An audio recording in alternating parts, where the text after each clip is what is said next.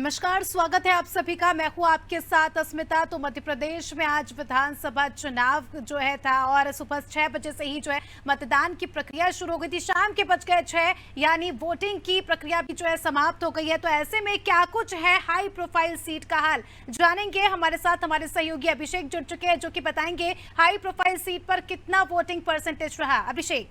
शुक्रिया अस्मिता। तो इस बार का चुनाव काफी दिलचस्प देखने को मिल रहा है।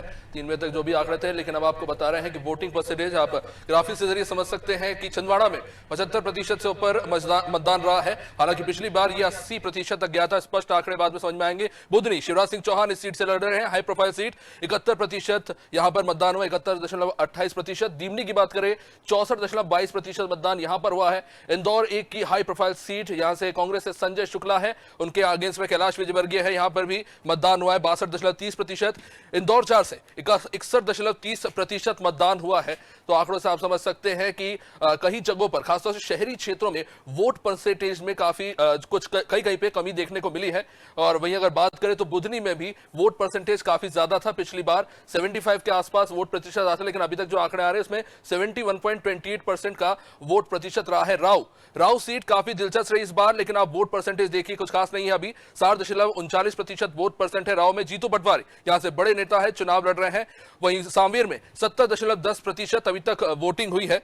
और उसके अलावा अगर बात करें तो सांवेर में 70.10 है, तो उज्जैन दक्षिण में 66.35% जो वोटिंग परसेंटेज निकलकर सामने आया है। काला पीपल सीट, यहां पर बंपर वोटिंग हुई है इस बार। काला पीपल में 81.88% वोटिंग हुई है। कुणाल चौधरी यहां से चुनाव लड़ रहे हैं, कदावर नेता माने जाते हैं, कांग्रेस के युवा नेता है जो यहां से चुनाव लड़ रहे हैं। अच्छा वोटिंग परसेंटेज यहां पर देखने को मिला है। सोनकच्छ में भी वोटिंग परसेंटेज हॉट सीट, यहां पर 76.10% मतदान हमें देखने को मिला है। तो आंकड़े आप देख के अंदाजा लगा सकते हैं कि ग्रामीण क्षेत्रों में कहें और हॉट सीट जो है वहां पर अच्छा खासा जो है वोट परसेंटेज हमें देखने के लिए मिला है। काला पीपल में 81.88% मतदान हुआ है।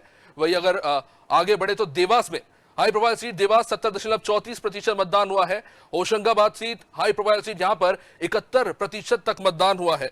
और अगर आगे बढ़े तो सांची में 75.5% मतदान या देखने को मिला है। तो यहां पर वोटिंग परसेंटेज में काफी अच्छी जो है स्थिति देखने को मिल रही है। खासतौर से अगर बात करें तो नरसिंहपुर में 77.64% मतदान हुआ है। हालांकि यहां पर आमतौर पर भी वोटिंग परसेंटेज काफी अच्छा देखने को मिलता है। पिछली बार 81.57% वोटिंग हुई थी, अभी तक 77.64% वोटिंग हमें यहां पर देखने को मिल रही है। निवास की हम बात करें, फग्गन सिंह कुलस्ते यहां से चुनाव लड़ रहे हैं। पिछली बार 79% जो है यहां पे वोटिंग परसेंट रहा था, लेकिन अभी तक तो हम देखें तो 72.71% रहा है। अच्छा वोटिंग परसेंटेज है, लेकिन पिछली बार ये लगभग 80% के करीब रहा था। तो निवास में अभी जो स्पष्ट आंकड़े हैं बाद में जरूर आएंगे, लेकिन अभी के जो आंकड़े हम ताजा आपको बता रहे हैं सीधा। लाहौर पर देख लेते हैं। लाहौर में भी 63% मतदान हुआ है। High profile seat Datia, Narottam Mishra यहां से चुनाव लड़ रहे हैं। 67.58% यहां पर मतदान हुआ है। तो वोट प्रतिशत यहां पे थोड़ा जरूर कम रहा है दतिया में। रहली में देखते हैं 76.17%, अच्छा वोटिंग परसेंटेज यहां से निकलकर सामने आ रहा है, पिछली बार से बेहतर है।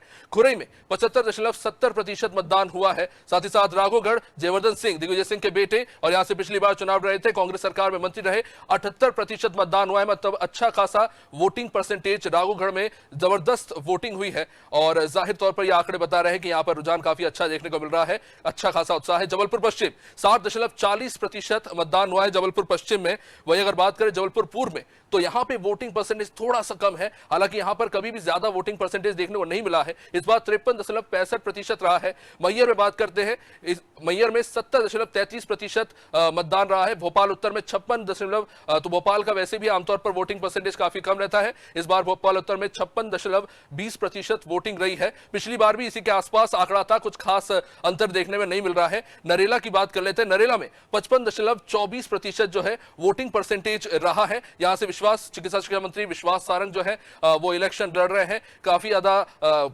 हॉट सीट है। और यहां पर भी पिछली बार जहां तक जानकारी है कि वोटिंग परसेंटेज कम ही रहा था, कुछ खास अंतर अभी नजर नहीं आ रहा है। यहाँ पे भोपाल दक्षिण पश्चिम 53.20% यहाँ पर वोटिंग परसेंटेज रहा है। पिछली बार भी यहाँ पर जो वोटिंग प्रतिशत था वो 63.66 था, तो 10% का अंतर कहीं ना कहीं नजर आ रहा है। हुजूर सीट रामेश्वर शर्मा यहाँ से चुनाव लड़ रहे हैं, 61.90% यहाँ का वोटिंग परसेंटेज है। तो आप अंदाजा लगा सकते हैं कि इसे भोपाल शहरी के जो सीट है उस हिसाब से मान सकते हैं कि वोटिंग परसेंटेज अच्छा रहा। लेकिन ये कह सकते हैं कि हुजूर में 61% जो वोटिंग हुई अच्छी है, शिवपुरी में 85.15% वोटिंग हुई है, तो यह भी बड़ा शानदार रहा है। अटेर में 55.95% वोटिंग हुई है, हॉट सीट है। यहां पर भी कह सकते हैं कि आंकड़ों में थोड़ी सी कमी जरूर नजर आ रही है। 61.77% वोटिंग हुई थी पिछली बार, लेकिन अभी 55.95% तक ही वोटिंग हो पाई है, तो 15% का अंतर है। साथ में डॉक्टर अंबेडकर नगर 70.54% वोटिंग हुई है। उषा ठाकुर यहां से चुनाव लड़ रही है, मध्य प्रदेश सरकार में मंत्री हैं। तो शाम 5 बजे तक के आपने परसेंटेज बताया, और इस बार जो है काफी ज्यादा वोटिंग परसेंटेज कम देखने को मिल रहा है। कोई सी विधानसभा सीट ऐसी है जहां पर पिछली बार की तुलना में बहुत ही कम वोटिंग परसेंटेज हमें देखने को मिला। चलिए अब सीधे रुख करेंगे छत्तीसगढ़ से मुख्य चुनाव आयोग की प्रेस कॉन्फ्रेंस का, और सीधे लिए चलेंगे वहां पर। पोलिंग पार्टी के साथ वापस लौट रहे थे, उस समय हेड कांस्टेबल जोगिंदर सिंह जो है उनको ये जो है आईडी ब्लास्ट की घटना के वजह से जो है मौत हुई है, और उसमें वो शहीद हो गए हैं। उनके प्रति हम सांत्वना व्यक्त करते हैं, और आज के इस मतदान के दिवस में राज्य में इस तरीके की जो है घटनाक्रम रहा है। आपके यदि कोई और प्रश्न होंगे तो आप पूछ सकते हैं। मैम, कई क्षेत्रों से जो है मतदाता परेशान रहे हैं, वो मतदान केंद्र पहुंचते थे तो उनका नाम जो है 30 किलोमीटर 40 किलोमीटर दूर मतदान केंद्र में निकल रहा था, मतदान नहीं कर पाए। इसके लिए किससे जिम्मेदार मानते हैं?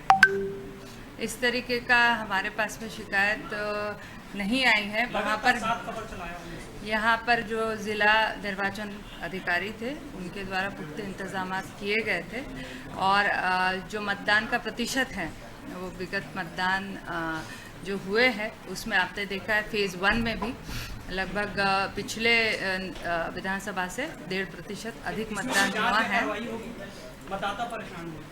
जवान मरे हैं, वो ईवीएम जो लौट रही सुरक्षित है या कि वो भी थोड़ा नहीं, 9 पोलिंग पार्टीज जो हमारे साथ में आ रहे थे, आमा मोरा ओढ़, ये सभी सुरक्षित लौट आए हैं। रायपुर के छोटे कालनी मतदान केंद्र और मुंगेली में भी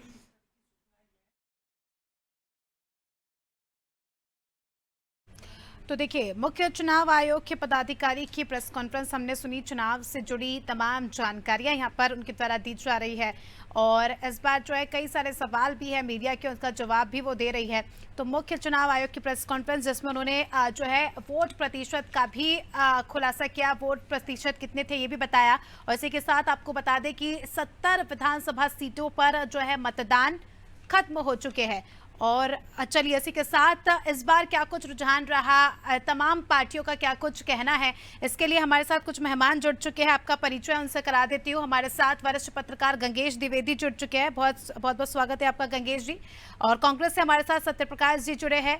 बीजेपी से हमारे साथ जो है सौरभ सिंह जी जुड़े हैं, और इसी के साथ JCCJ से हमारे साथ अभी मेहमान जुड़ चुके हैं। भगवानू नायक जी हमारे साथ जुड़ चुके हैं। सूरज उपाध्याय जी हमारे साथ जुड़ चुके हैं आम आदमी पार्टी से। सभी मेहमानों का बहुत बहुत स्वागत है। सबसे पहले गंगेश जी आपका रुख करूंगी। छत्तीसगढ़ में दूसरे चरण का मतदान भी समाप्त हो गया, 70 विधानसभा सीटों पर वोटिंग पूरी होगी। अब क्या आप कहेंगे, छत्तीसगढ़ की राजनीतिक हवाओं का रुख किस ओर है?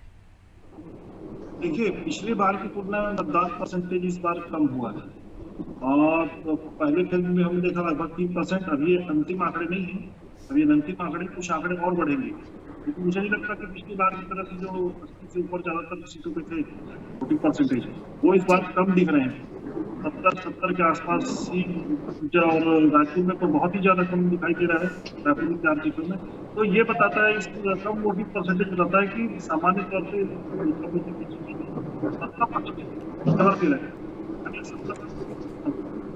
और इसमें विपक्ष को थोड़ी बहुत हालांकि ये कोई आंकड़ा नहीं है या कोई आखिरी परसेप्शन नहीं है, एक सामान्य परसेप्शन की बात है।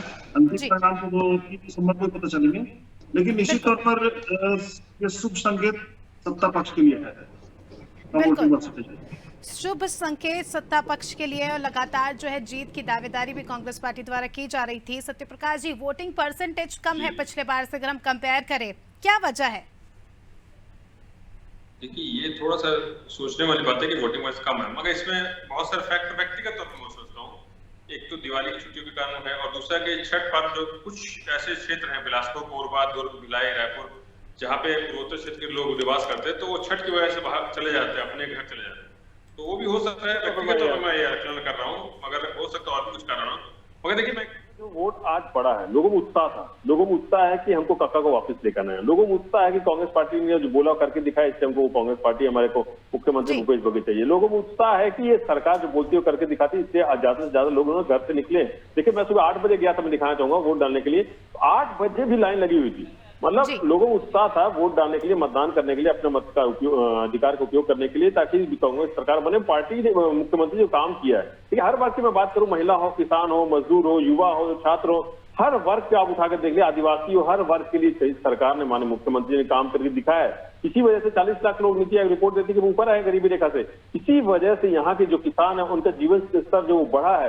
कोरोना का समय जब यहाँ पे महामारी के समय लोगों के पास पैसा नहीं था, मंदी थी, तो मगर उस समय भी किसान वहाँ ट्रैक्टर खरीद रहे थे, तो वहाँ फसलों की जो यहाँ से भुगतान हो रहा था तो समय पर हो पा रहा था, जिसकी वजह से उनको दिवाली मंदी थी उस समय कोरोना के समय में। ये सरकार ने काम करके दिखाया है, ये हम नहीं, ये केंद्र सरकार भी बोलती है।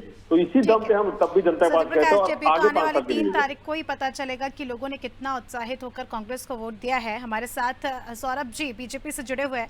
सौरभ जी, भूपेश बघेल का बयान सुन रही थी मैं, उन्होंने कहा कि हम बड़ी जीत ला रहे हैं। साथ ही राहुल गांधी का भी कहना है कि मध्य प्रदेश और छत्तीसगढ़ में कांग्रेस तूफान ला रहा है। क्या लगता है इस तूफान में बीजेपी का क्या हाल होगा? देखिए, निश्चित रूप से जो राहुल गांधी जी कह रहे हैं तूफान आ रहा है, वो भारतीय जनता पार्टी का तूफान आ रहा है। वो क्या बोलते बोलते टंग स्लिप हो गया उनका, वो कांग्रेस, भाजपा की जगह कांग्रेस बोल गए।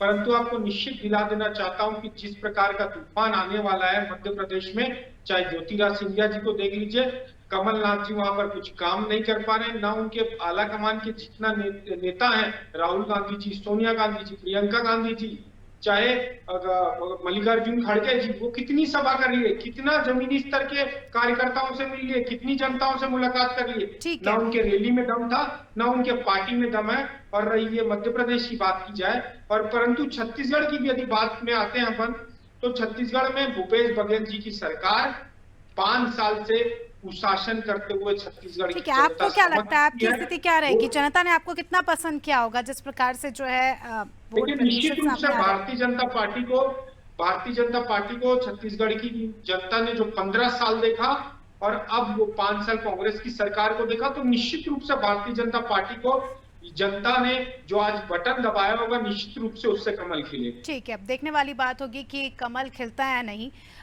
हमारे साथ आप प्रवक्ता भी है सूरज उपाध्याय जी। सूरज जी, आम आदमी पार्टी भी दमखम के साथ इस बार जो है चुनाव में काफी ज्यादा सक्रिय नजर आई। एक और जहां कहा जा रहा है कि कांग्रेस की मजबूत दावेदारी, जैसे कि हमारे वरिष्ठ पत्रकार ने भी जिक्र किया कि सत्ता पक्ष की मजबूत दावेदारी यहाँ पर देखी जा रही है। क्या लगता है आम आदमी पार्टी का क्या हो सकता है?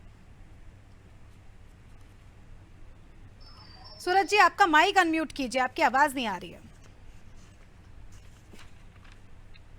ठीक है, हेलो, आवाज आ रही है? जी जी आ रही है जी। सूरज जी, जल्दी अपनी बात कंप्लीट कीजिए। मैं सबसे पहले जो जवान शहीद हुए हैं उनको अपनी श्रद्धांजलि अर्पित करते हुए गहरी संवेदना व्यक्त करता हूं, और साथ ही दिल्ली सरकार और पंजाब सरकार की तर्ज पर उनके परिवार को 1 करोड़ रुपए की सम्मान राशि देने की मांग करता हूं। जो जवान हमारी सुरक्षा के लिए लगे थे, उनके परिवार की सुरक्षा कौन करेगा? ये सबसे पहला है, और इस पे सरकार को तत्काल घोषणा करना चाहिए, या इलेक्शन कमीशन को, जो भी इसमें जायज हो। दूसरी चीज है कि छत्तीसगढ़ में पिछले 23 सालों में जो भी जिन सपनों के तहत छत्तीसगढ़ बना, वो सपना आज भी अधूरा है। अब जो कम वोटिंग की बात कर रहे थे, समय समय पे बहुत सारे क्षेत्र से ये बात खुलकर सामने आई कि यहाँ पर किसी भी पार्टी का आना वर्जित है, क्योंकि उनके काम नहीं हुए। 23 साल अंबिकापुर से रायगढ़ की रोड नहीं बन पाई। जिनको कुनकुरी जाना होता है वो संबलपुर के रास्ते कुनकुरी पहुंच रहे हैं। ठीक है, तो ठीक। इन दोनों ही पार्टियों ने छत्तीसगढ़ को पूरी तरीके से लूटा है और सिर्फ अपना पेट भरने का काम किया है। क्या लगता है आम आदमी पार्टी दोनों खाता खोल पाएगी छत्तीसगढ़ में, क्योंकि जिस प्रकार से मध्य प्रदेश में आपका बिल्कुल बहुत आपको चौंकाने वाले रिजल्ट मिलेंगे मैम। और छत्तीसगढ़ की जनता ने यह मन बना लिया है कि दोनों पार्टियों को हमने बार बार मौका देके देख लिया, और इस बार का जो चुनाव है वो पैसे, पावर और दारू पे ना होके लोगों ने अपने बच्चों के अच्छी शिक्षा के लिए, अपने परिवार के अच्छे स्वास्थ्य के लिए और नौजवानों को रोजगार के लिए इन सबको ध्यान में रख के वोटिंग किया है। और अगर इसमें कोई कमी आती है तो ये छत्तीसगढ़ के लिए दुर्भाग्यपूर्ण बात होगी। ठीक है, तो देखने वाली बात होगी। जोगी कांग्रेस हमारे साथ भगवानू नायक जी जुड़ चुके हैं। भगवानू जी, इस बार कहा जा रहा है कि जोगी कांग्रेस भी पूरी तैयारियों के साथ मैदान में उतरी है। 2018 में आपकी पार्टी ने जो गलतियां की थी उसे सुधार कर आप जो है दमखम के साथ आपके अपने प्रत्याशियों को उतारा है, और त्रिकोणीय मुकाबला यहाँ पर देखा जा रहा है बीजेपी कांग्रेस और जोगी कांग्रेस पार्टी का। क्या लगता है आपको, क्या आपके पास वो मुद्दे होंगे जो इस चुनाव को प्रभावित कर सकते हैं? कितने दमखम के साथ आप जो है मैदान में उतरे हैं? देखिए, सबसे पहले तो मैं आपके लोकप्रिय टीवी चैनल के माध्यम से लोकतंत्र को मजबूत करने के लिए, लोकतंत्र के इस महापर्व में चुनाव संपन्न कराने में जो हमारे सुरक्षा कर्मी या जो मतदान कर्मी जो मेहनत करते हैं, और आज कहीं ना कहीं दुखद घटना सुनने को मिल रहा है, तो ऐसे में जो निधन हुआ है उन शहीद को मैं श्रद्धा सुमन अपनी पार्टी की ओर से श्रद्धांजलि देता हूँ। आपने ठीक कहा कि पूरे प्रदेश में जो स्थिति आज बनी है, त्रिकोणीय मुकाबला बना है, और छत्तीसगढ़ में जोगी कांग्रेस ही एकमात्र विकल्प के रूप में भारतीय जनता पार्टी और कांग्रेस के बीच में खड़ी हुई। तो 2018 में हम पहला चुनाव लड़े, 2016 में हमने पार्टी का गठन किया था, 2 माह पूर्व ही हमें चुनाव का चिन्ह मिला था। इतने कम समय में हमारे चुनाव चिन्ह को वनांचलों में पहुंचाना, बीहड़ रास्तों में पहुंचाना एक बहुत बड़ा हमारे लिए चुनौती था। लेकिन इस चुनाव में हमारी पार्टी पूरी ताकत के साथ 80 सीटों में लड़ रहे हैं, और 10 में हमने हमारे जो विचारधारा वाली जो क्षेत्रीय दल और कुछ निर्दलीय उनका हमने समर्थन किया है। और अब देखिए, सकारात्मक परिणाम छत्तीसगढ़ में देखने को मिलेगा। पूरे देश में जोगी कांग्रेस एक पहली ऐसी पार्टी है जो किसी प्रकार का जन घोषणा पत्र, कोई गारंटी, कोई वादा नहीं, बल्कि जोगी के 10 कदम और गरीबी खत्म। हमने शपथ पत्र दी, हमने नाम पत्र में लिख करके छत्तीसगढ़ की जनता के सामने रखा है कि इसका एक एक वादा को हम पूरा करेंगे हमारी सरकार बनने के बाद, और छत्तीसगढ़ से गरीबी को खत्म करेंगे। छत्तीसगढ़ में हम लड़ाई कांग्रेस से नहीं है, बीजेपी से नहीं है, माननीय भूपेश बघेल जी से नहीं है, रमन सिंह से नहीं है। हमारी लड़ाई गरीबी से, और गरीबी को खत्म करेंगे। ये ऐसी अमीर धरती है जहाँ रहने वाले लोग गरीब है, उस मिथक को तोड़ने का काम हम करेंगे। और उन्हीं के बताए रास्ते पर आज हमारे पार्टी के नेता अमित जोगी जी लड़ रहे हैं। अजीत जोगी मिलता था। ठीक है भगवान जी, अब ये तो देखने वाली बात होगी। गंगेश जी, आपने सभी प्रवक्ताओं को सुना। यहाँ पर एक मेरा भी सवाल है, एक और जहाँ देखा जा रहा है कड़ा मुकाबला बीजेपी और कांग्रेस के बीच ही माना जा रहा है। जहाँ बीजेपी अपने लोक लुभावन मुद्दों को लेकर आई है इस बार के चुनाव में, तो वहीं माफ कीजिएगा, कांग्रेस जो है लोक लुभावन मुद्दे को लेकर आई है, तो वहीं बीजेपी राष्ट्रीयवाद के मुद्दों पर जो है इस बार चुनाव में उतरी है। क्या लगता है कौन से मुद्दे जो है जनता को ज्यादा प्रभावित कर पाएंगे? इसी के साथ ही वोटर्स को लेकर भी मैं आपसे सवाल पूछना चाहूंगी। इस बार युवा वोटर्स पर जो है सबकी नजर है, स्विंग वोटर्स पर सबकी नजर है, तो उनको लेकर आप क्या कहेंगे कि उनका मत किसके साथ क्या होगा? देखिए, निश्चित तौर पर 3 सेक्टर में मुझे लगता है कि मतदाताओं को रिझाने का प्रयास किया गया है। सबसे पहले तो सत्ता की चाबी धान को लेकर दोनों ही पार्टियों की बड़ी बड़ी घोषणाएं की, और दोनों में लगातार रहा, और प्रेस के परिणाम स्वरूप 3100 प्रति क्विंटल भाजपा ने घोषित किया, 3200 प्रति क्विंटल कांग्रेस ने घोषित किया, आम आदमी पार्टी ने 3600 रुपए और जोगी कांग्रेस ने 4000 रुपए तक की घोषणा की है। ये जो रेस है, सबसे पहले किसानों को लुभाने का प्रयास सबसे पहले। दूसरा, महिला वोटर्स। छत्तीसगढ़ के 90 विधानसभा क्षेत्र में से 57 में महिला वोटर्स पुरुषों से अधिक है, आधी से अधिक आबादी है छत्तीसगढ़ में। तो इस बात को ध्यान में रखते हुए भाजपा ने अपने घोषणा पत्र में सबसे ज्यादा घोषणाएं लाई। उसके बाद कांग्रेस का नंबर आता है। कांग्रेस से कहीं ना कहीं नारी बंधन योजना में पिछड़ रही थी, वो कांग्रेस से तत्काल मुख्यमंत्री जी ने दिवाली के दिन गृहलक्ष्मी योजना ला दी और वो 15,000 रुपए साल का देने की घोषणा कर दी है। इस तरह से महिलाओं को लेकर भी बहुत सारी घोषणाएं तीनों पार्टियों ने की है। तीसरा, बड़ी संख्या में जो इस बार नए मतदाता 18.5 लाख से अधिक पहली बार वोटिंग करने वाले वोटर्स प्लस यूथ को देखा जाए तो 30-40 लाख के आसपास वोटर्स है। इनके लिए बहुत सारी घोषणाएं हैं। भाजपा ने तो एम्स के तर्ज पर, IIT के तर्ज पर यहाँ पर ये नए संस्थान चालू करने की बात की है। वहीं PSC की भर्ती, मतलब कई सारी भर्तियों को लेकर कांग्रेस ने फोकस किया है, बेरोजगारी भत्ता है। इस तरह युवा वोटर्स को भी लुभाने का पूरा प्रयास किया है। इस तरह तीनों सेक्टर को दोनों पार्टियों ने खासतौर पर फोकस किया है और इसी का परिणाम है कि, और आखिरी में यह रहा कि फाइनली एक बड़ा मसला ये रहा कि भाजपा के लिए मुख्यमंत्री भूपेश बघेल बहुत बड़ा मसला रहे, लगातार टारगेट किया गया। आखिरी में उनके खिलाफ 508 करोड़ का आरोप भी लग गया महादेव को लेकर। तो एक इस तरह से बड़ा मसला रहा और लगातार कांग्रेस जो है भाजपा को मुद्दाबिंद बताती रही। ये ओवरऑल मुझे दिखाई देता है। ठीक है सत्यप्रकाश जी, आपका रुख करना चाहूंगी। इस बार आप दावा कर रहे हैं कि लोग जो है बढ़ चढ़कर आपकी पार्टी को वोट दे रहे हैं। यहाँ पर हमने सभी पार्टी के प्रवक्ताओं को सुना और सभी पार्टियां, मैं कह सकती हूँ आम आदमी पार्टी, जोगी कांग्रेस पार्टी बढ़ चढ़कर हिस्सा ले रही है, प्रत्याशियों को जो है जनता पसंद कर रही है। तो ऐसे में कितना चैलेंज आपको लग रहा है, क्योंकि बीजेपी भी यहाँ पर जीत का दावा ठोक रही है, जिस प्रकार से रमन सिंह का भी बयान आया, तो पूरे कॉन्फिडेंट मोड में नजर आ रहे हैं। देखिए स्मिता जी, मैं एक बात बोलूंगा, बहुत ही जिम्मेदारी के साथ बात बोलना चाहूंगा कि भाजपा छत्तीसगढ़ में अपनी अस्तित्व की लड़ाई लड़ रही है। 14 से वो उनको अब इस बार 4 मिलेगा कि नहीं मिलेगा। देखिए तब हम विपक्ष में थे और एक चीज मैं बहुत आपको बताना चाहूंगा कि जब हम विपक्ष में थे 3 बार, तो हमारी कभी हालत ऐसे नहीं हुई। तो इसका ये दिखाता, और मार्जिन भी 1% या 1% कम रहता था, तो ये दिखाता है कि जनता को जब हम विपक्ष में थे तभी उनको भरोसा रहता था कि जब कांग्रेस पार्टी ऐसी पार्टी जो हमारी काम कर देगी। हम कभी 14 पे नहीं गए, 36, 37, 38 के आसपास रहते थे विपक्ष में होने के बावजूद भी। अगर हमने अब सत्ता में, जब हमको 2018 मिला सत्ता, तो हमने तो काम करके दिखाया। जैसे मैंने बोला, हर वर्ग के लिए काम किया। जब महिला की बात कर लीजिए आप, आदिवासी की बात करिए, किसानों की बात करिए, युवाओं की बात कीजिए, हर वर्ग के लिए हमने काम करके दिखाया। तो हम तो 75 वर्ष ले गए। जब विपक्ष में थे, विपक्ष के नाते हमको कभी 14 जैसी हालत नहीं हुई। इस बार तो हमने काम करके दिखाया और जनता को पहली बार 23 साल के छत्तीसगढ़ इतिहास में ऐसा लगा है कि कोई भी सरकार कैसे काम कर सकती है, वो दिखाया 5 साल में हमने। हाँ, ये मैं जरूर बोलना चाहूंगा आपको जी बहुत ही जिम्मेदारी से कि हमने जो इन्होंने 15 साल को छत्तीसगढ़ पीछे ले गए थे, जो इतने बड़े बड़े गड्ढे दे दिए थे, वो हमने पाटा पूरा नहीं है। मैं ये बोलना चाहूंगा कि 75% में हमने काम पूरा किया है। इसलिए हम जनता के पास गए एक विजन लेके कि अब आगे जो काम चल रही है उसको बहुत तेज गति से लेके जाएंगे और इससे बोलना 75+ के साथ काका वापस जाएंगे। बिल्कुल। चलिए, अब तो ये 3 तारीख को ही देखने वाली बात होगी सत्यप्रकाश जी कि किसके सर पर जीत का ताज सजता है और जनता जो है किसे एक बार फिर से चुनती है। बहुत बहुत शुक्रिया आप सभी मेहमानों का हमारे साथ जुड़ने के लिए और आपका कीमती वक्त देने के लिए। तो देखिए, बात की हमने छत्तीसगढ़ की 70 सीटों पर यहाँ पर चुनाव था जो कि कंप्लीट हो चुका है। 5 बजे के लगभग जो है वोटिंग की प्रक्रिया जो है समाप्त हो गई है और अब देखना खास होगा कि जनता अपना रुझान किसके पक्ष में देती है, जनता किसे चुनती है। लिहाजा दुख की बात यह भी है कि ब्लास्ट में एक जवान शहीद हुआ, तो उसको अनादि टीवी की तरफ से भावभीनी श्रद्धांजलि हम देते हैं। काफी दुखद खबर है, मगर अब ये देखने वाली बात होगी 3 तारीख को कि किस पार्टी के सर पर जीत का ताज बनता है और किसकी सरकार जो है छत्तीसगढ़ में एक बार फिर बनती है। अब ये तो देखने वाली बात होगी। फिलहाल दीजिए हमें इजाजत, देखते रहिए अनादि टीवी, लगातार पल पल के अपडेट्स हम आपको दे रहे हैं।